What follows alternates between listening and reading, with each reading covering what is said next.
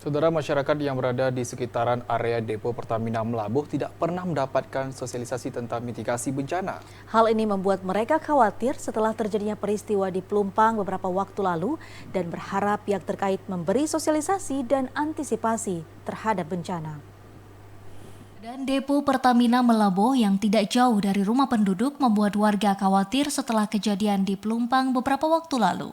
Area Pertamina Melabuh hanya berbatasan sungai dengan rumah penduduk, sementara masyarakat tidak mengetahui tentang pencegahan ataupun antisipasi jika terjadi bencana.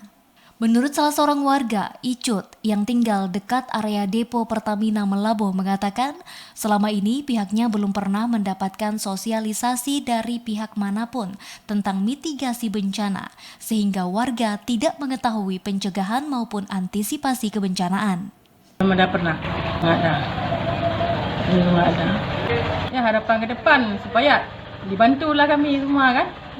Adalah untuk sosialisasi masalah bencana. Kami kan masyarakat biasa.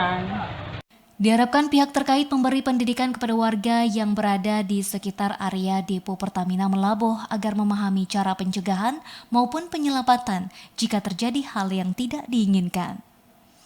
Dari Melabuh, Aceh Barat, Ashar TVRI melaporkan.